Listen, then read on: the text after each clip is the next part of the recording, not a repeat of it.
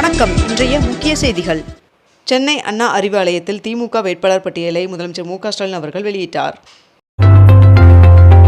போடி தொகுதியில் திமுக வேட்பாளராக ஓ. பன்னீர்செல்வம் அவர்கள் அறிவிக்கப்பட்டுள்ளார்.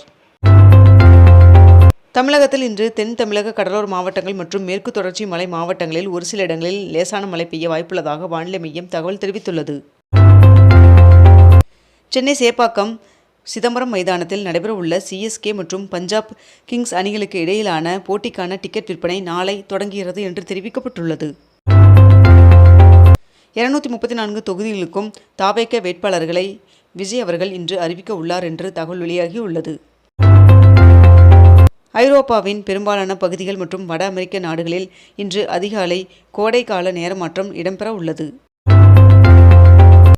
இன்று திமுக தேர்தல் அறிக்கை வெளியிடப்படும் என்று முதலமைச்சர் மு.க.ஸ்டாலின் அவர்கள் அறிவித்துள்ளார். தருமபுரி நகராட்சியில் 82 கோடியில் 2ஆம் கட்ட பாதாள சாக்கடை திட்ட பணிகள் தீவிரமாக நடைபெற்று வருவதாக தெரிவிக்கப்பட்டுள்ளது. நெல்லை தூத்துக்குடி மாவட்ட பள்ளி கல்லூரிகளின் NCC மாணவர்கள் 300 பேருக்கு துப்பாக்கி சுடும் பயிற்சி நடைபெற்றது. பெரம்பூரில் போட்டியிட தவேக தலைவர் விஜய் அவர்கள் வேட்புமனு தாக்கல் செய்ய உள்ளதாக தகவல் வெளியாகியுள்ளது. 25 ஆண்டுகளில் முதல் முறையாக தனது தங்க இருப்பை ரஷ்யா விற்க தொடங்கியுள்ளதாக தகவல் வெளியாகியுள்ளது. சட்டமன்ற தேர்தலில் போட்டியிட ஏப்ரல் 6ஆம் தேதி முதலமைச்சர் மு.க.ஸ்டாலின் அவர்கள் வேட்புமனு தாக்கல் செய்ய உள்ளார் என்று தகவல் வெளியாகியுள்ளது. தமிழகத்தில் 1 முதல் 9ஆம் வகுப்பு வரை பயிலும் மாணவர்களுக்கு ஏப்ரல் 17ஆம் தேதி முதல் கோடை விடுமுறை விடப்பட உள்ள நிலையில் ஜூன் 4ஆம் தேதி பள்ளிகள் மீண்டும் திறக்கப்பட உள்ளதாக தெரிவிக்கப்பட்டுள்ளது. நேபாளத்தின் இளம் பிரதமராக பாலேந்திர ஷா பாலன் அவர்கள் பதவியேற்றுக் கொண்டார். MBBS தேர்வுகளை நடத்தும் பணிகளில் ஈடுபட்டுள்ள பேராசிரியர்களுக்கான படிகளை உயர்த்தி வழங்குமாறு அரசு மருத்துவர்கள் கோரிக்கை விடுத்துள்ளனர். 22 கேரட் ஆபண தங்கத்தின் விலை சவரனுக்கு 1840 ரூபாய் அதிகரித்து ஒரு சவரன் 1,09,230 ரூபாயாகவும் 1 கிராம் 13,660 ரூபாய்க்கும் விற்பனை செய்யப்பட்டு வருகிறது. இதனைத் தொடர்ந்து 1 கிராம் வெள்ளியின் விலை கிராமிற்கு 5 ரூபாய் அதிகரித்து 1 கிராம் வெள்ளி 250 ரூபாய்க்கு விற்பனை செய்யப்பட்டு வருகிறது. QS சர்வதேச பல்கலைக்கழகங்களின் பாடப்பிரிவு தரவரிசை பட்டியலில் பொறியியல் மற்றும் தொழில்நுட்ப பிரிவில் VIT பல்கலைக்கழகம் உலக அளவில் 119வது இடத்திற்கு முன்னேறியுள்ளது. தமிழ்நாட்டில் சட்டமன்ற தேர்தல் வாக்குப்பதிவை முன்னிட்டு ஏப்ரல் 23ஆம் தேதி பொது விடுமுறை அறிவிக்கப்பட்டுள்ளது. மத்திய கிழக்கில் ஈரான் போர் தொடர்ந்து நீடித்து வரும் நிலையில் அதன் பாதிப்புகள் குறித்து பிரதமர் நரேந்திர மோடி அவர்கள் மாநில முதலமைச்சர்களுடன் காணொலி காட்சி வாயிலாக நேற்று ஆலோசனை நடத்தினார். தமிழ்நாட்டில் மேற்கண்ட இந்த 4 மாவட்ட SP-க்களை இடமாற்றம் செய்து தேர்தல் ஆணையம் உத்தரவு பிறப்பித்துள்ளது. தமிழ்நாடு சட்டப்பேரவை தேர்தலில் போட்டியிடும் காங்கிரஸ் வேட்பாளர்களின் பட்டியல் இன்று இறுதி செய்யப்பட உள்ளதாக தகவல் வெளியாகியுள்ளது.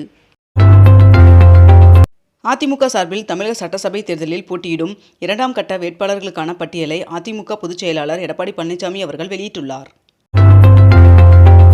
அமெரிக்க வரலாற்றில் முதன்முறையாக அந்நாட்டின் கரன்சி நோட்டில் அதிபர் டொனால்ட் ட்ரம்ப் அவர்களின் கையெழுத்திடும் புதிய நடைமுறை அமலுக்கு வருகிறது என்று தகவல் வெளியாகியுள்ளது.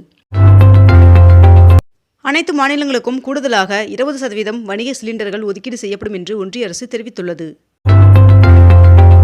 எரிபொருள் தட்டுப்பாட்டின் காரணமாக இந்தியாவில் ஊரடங்கு அமல்படுத்தப்படும் என்பது வதந்தி என்று தெரிவிக்கப்பட்டுள்ளது. தமிழகத்தில் அடுத்த 5 நாட்களுக்கு மழைக்கு வாய்ப்புள்ளதாக வானிலை மையம் தகவல் தெரிவித்துள்ளது. சென்னை அசோக் நகரில் தேர்தல் பறக்கும் படையினர் நடத்திய வாகன சோதனையில் 77 கோடி ரூபாய் மதிப்புள்ள நகைகள் பறிமுதல் செய்யப்பட்டது. திருத்துறைப்பூண்டியில் 7 கோடியில் புதிய பேருந்து நிலைய கட்டுமான பணி 80% நிறைவடைந்துள்ளதாக தகவல் தெரிவிக்கப்பட்டுள்ளது. காங்கிரஸ் கட்சியின் முன்னாள் பொதுச் செயலாளர் டி. செல்வம் அவர்கள் தவேக கட்சியில் இணைந்தார். இந்தியா உட்பட 5 நாடுகளுக்கு ஹார்முஸ் நீரிணையை ஈரான் திறந்ததாக தகவல் வெளியாகியுள்ளது. IPL 2026 2ஆம் கட்ட போட்டிக்கான அட்டவணையை BCCI வெளியிட்டுள்ளது. நொய்டா விமான நிலையத்தின் முதல் கட்டடப் பணியை நாளை பிரதமர் நரேந்திர மோடி அவர்கள் திறந்து வைக்க உள்ளார் என்று தகவல் வெளியாகியுள்ளது. மதிமுகவின் விருப்ப மனு இன்று முதல் விநியோகிக்கப்பட உள்ளதாக வைகோ அவர்கள் அறிவித்துள்ளார். ஏப்ரல் 1ஆம் தேதி முதல் வலி நிவாரணி உட்பட 1000க்கும் மேற்பட்ட மருந்துகளின் விலை அதிகரிக்க உள்ளது என்று தகவல் வெளியாகியுள்ளது. திமுக முன்னாள் அமைச்சர் பொன்முடி அவர்கள் தொடர்பான வழக்கின் விசாரணைக்கு இடைக்கால தடை விதிக்கப்பட்டுள்ளதாக தகவல் வெளியாகியுள்ளது. தமிழ்நாட்டில் கண்டுபிடிக்கப்பட்ட தொல்லியல் குறியீடுகளை தொகுத்து மேற்கண்ட இந்த இணையதளத்தை தமிழ்நாடு அரசு தொல்லியல் துறை வெளியிட்டுள்ளது. தமிழ்நாட்டில் தேர்தல் நடத்தை விதிகள் அமலாகி இருக்கும் நிலையில் இதுவரை உரிய ஆவணமின்றி எடுத்து செல்லப்பட்ட 189 கோடி மதிப்புள்ள பணம் மற்றும் பொருட்கள் பறிமுதல் செய்யப்பட்டுள்ளன. பழனியில் வருகின்ற மார்ச் 31ஆம் தேதி மற்றும் ஏப்ரல் 1 மற்றும் 2 ஆகிய தேதிகளில் தரிசன கட்டணம் ரத்து செய்யப்பட்டுள்ளதாக அறிவிக்கப்பட்டுள்ளது. புதுச்சேரியில் சட்டமன்ற தேர்தலில் போட்டியிட தாக்கல் செய்யப்பட்ட வேட்புமனுக்களை திரும்பப் பெறுவதற்கான கால அவகாசம் நிறைவடைந்தது. முதலமைச்சர் மு க ஸ்டாலின் அவர்கள் சட்டமன்ற தேர்தலில் போட்டியிட ஏப்ரல் 6ஆம் தேதி வேட்புமனுவை தாக்கல் செய்கிறார் என்று தகவல் வெளியாகியுள்ளது. பாமகவின் முதற்கட்ட வேட்பாளர் பட்டியல் வெளியிடப்பட்டுள்ளது. மகாவீரர் ஜெயந்தி மற்றும் வார இறுதி விடுமுறையை முன்னிட்டு சிறப்பு பேருந்துகள் இயக்கப்பட உள்ளதாக தெரிவிக்கப்பட்டுள்ளது. அதிமுகவின் முதற்கட்ட வேட்பாளர் பட்டியல் வெளியிடப்பட்டுள்ளது. மேலும் அதிமுக பொதுச் செயலாளர் எடப்பாடி பழனிசாமி அவர்கள் எடப்பாடியில் மீண்டும் போட்டியிட உள்ளார் என்றும் தகவல் வெளியாகியுள்ளது. MP கனிமொழி அவர்கள் வருகின்ற தேர்தலில் நெல்லை தொகுதியில் போட்டியிட விருப்பம் தெரிவித்துள்ளதாக தகவல் வெளியாகியுள்ளது. குஜராத் சட்டமன்றத்தில் பொது சிவில் சட்டம் நிறைவேற்றப்பட்டுள்ளதாக தெரிவிக்கப்பட்டுள்ளது. அமெரிக்காவுடனான போரை முடிவுக்கு கொண்டுவர 7 கோரிக்கைகளை ஈரான் முன்வைத்துள்ளதாக தகவல் வெளியாகியுள்ளது. ஈரான் மீது 15,000க்கும் மேற்பட்ட குண்டுகளை வீசியதாக இஸ்ரேல் தகவல் தெரிவித்துள்ளது. பழனி முருகன் சுவாமி கோவிலில் உண்டியல் காணிக்கை மூலம் 3 கோடியே 56 லட்சம் ரூபாய் வருவாய் கிடைக்கப்பெற்றுள்ளதாக தகவல் தெரிவிக்கப்பட்டுள்ளது. பொது விடுமுறை நாளான மார்ச் 31 மற்றும் ஏப்ரல் 1 ஆகிய தேதிகளிலும் வேட்புமனு தாக்கல் செய்யலாம் என்று தலைமை தேர்தல் அதிகாரி அர்ச்சனா பட்நாயக் அவர்கள் தெரிவித்துள்ளார். ஆன்லைன் உணவு விநியோக நிறுவனமான ஜொமோட்டோவை தொடர்ந்து ஸ்விக்கியும் தனது பிளாட்ஃபார்ம் கட்டணத்தை உயர்த்தியுள்ளதாக தகவல் வெளியாகியுள்ளது. தமிழகத்தில் வருகின்ற ஏப்ரல் 23ஆம் தேதி சட்டமன்ற தேர்தல் நடைபெறவுள்ள நிலையில் அதிமுக சார்பில் போட்டியிடும் முதல்கட்ட வேட்பாளர் பட்டியல் வெளியிடப்பட்டுள்ளது.